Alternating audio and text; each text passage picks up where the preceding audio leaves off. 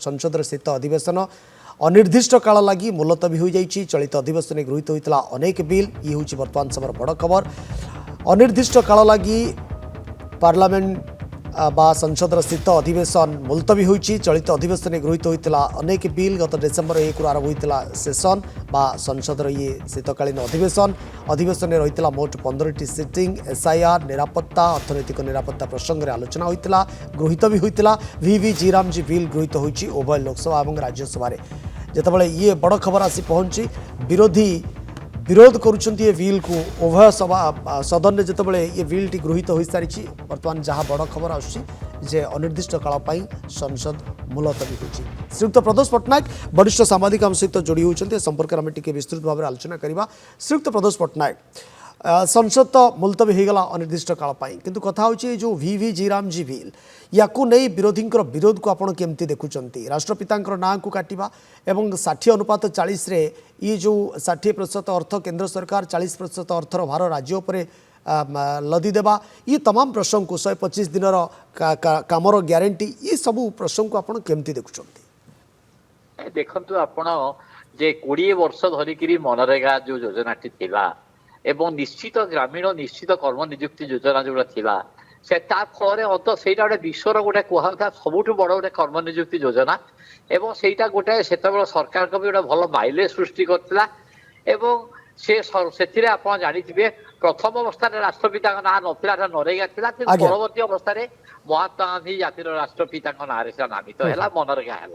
तेरे मनरेगा है जो आज प्रथम गोटे संपूर्ण बातिल करदे एत बड़ गोटे कर्म नियुक्ति योजना को बातिल करें हठात सरकार बर्तमान अभियोग कर दुर्नीति होता दुर्नीति रोका जा पारि था। एवं से जो मनरेगा योजना केंद्र सरकार सब बहन करते राज्य मान कौन से आर्थिक चाप पड़ू ना केंद्र सरकार दौले कि राज्य मान 40% पर्यंत राज्य बहन करेंगे। यहीटा गोटे बड़ कथा है केंद्र निज ऊपर आर्थिक बोझ खसईदेला राज्य मान उपरकू। यहाँ राज्य मान निश्चित भाव में छोट छोट जो राज्य आर्थिक दिगु दुर्बल राज्य भी चाप भाया। तृतीय पॉइंट हूँ या फल जो है 125 दिन जदिव कहते से 125 दिन रूपरेख संपर्क विशेष किसी स्पष्ट है ही ना। शीत अधिवेशन सरी सरी जो आसूला खूब तरबरिया भाव में एभली भाव में बिल गुड़िक काली लोकसभा पास है और आज राज्यसभा गृहीत है। आप देखिथे सोमवार दिन से आगत होता यहाँ गोटे लोक देशवासी राष्ट्रपिता नाम नामित हुए तो आप जानी प्रथम जो मंत्री गोटे खबर मिलला या केंद्र सरकार से योजनार नाम केवल बदल या गोटे पूज्य बापू निश्चित कर्म नियुक्ति योजना बोली ग्रामीण कर्म नियुक्ति योजना करेंगे। यहाँ योजना प्रथम खबर आईला पर तार 2 दिन पर गोटे खबर आसला जे संपूर्ण योजना को बातिल कर दिया गोटे नुआ योजना स्थान तेणु गोटागोटी भाव में यहाँ निश्चित भाव में लोक सन्देह सृष्टि हवा कथा जे प्रथम महात्मा गांधी नामित योजना तापर पूज्य बाबू बोली कहले पुणी बर्तमान संपूर्ण भाव में गांधी ना को उड़े दिगला।